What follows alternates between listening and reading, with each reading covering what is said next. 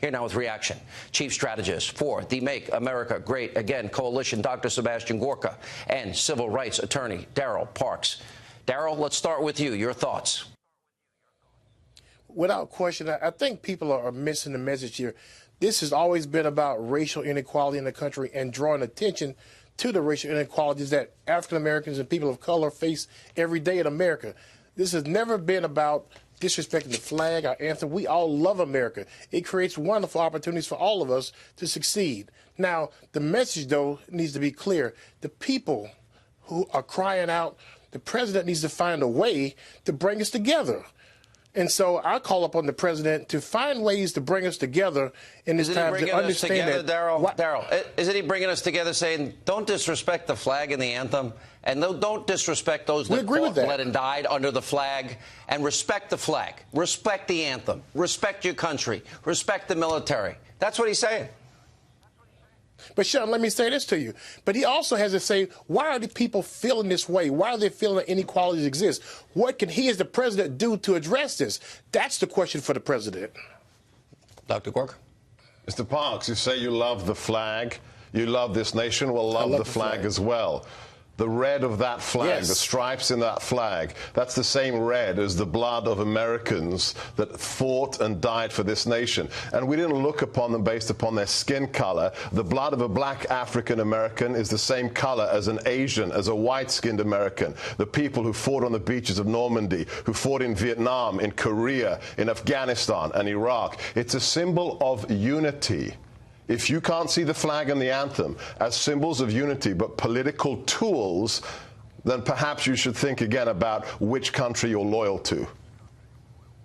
Well, here's the problem. I think that when people are loyal to the flag, loyal to the anthem, but people still see the injustices in the streets that still exist throughout America. So we have to address that. Yes, we're loyal to the flag. Yes, we show allegiance. But we also see what's happening in police brutalities and inequities that exist throughout the country. So those things have to be addressed and should be addressed Daryl, you from were the top wrong on down. Trayvon Martin. You were wrong in what the outcome would be. You were wrong in Ferguson. I wasn't wrong. And a lot of people were wrong in Baltimore. Cambridge police didn't act stupidly, did they? Dr. Gorka. When you see those caskets come home from the battlefields with dead American soldiers and Marines in them, do we think about that flag having a skin color? Do we think about that flag belonging to a political party?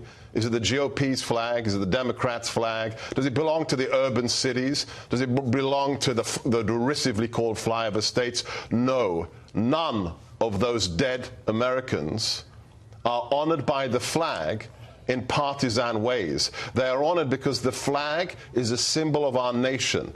It's a symbol of our unity. And if you don't want to have a unitary nation, then you don't have a nation. If you don't respect the flag, then you don't respect the lives of the people who died for that nation. It's that simple.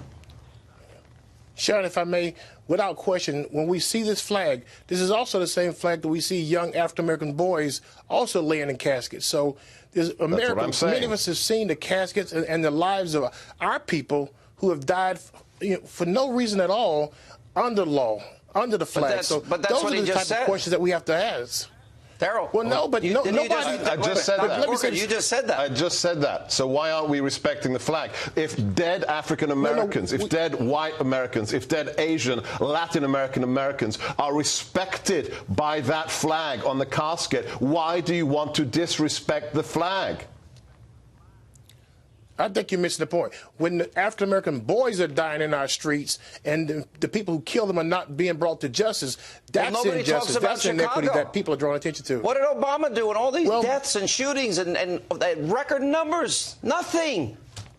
Nothing. He didn't go to his own home city. He mentioned it like 3 times in his presidency.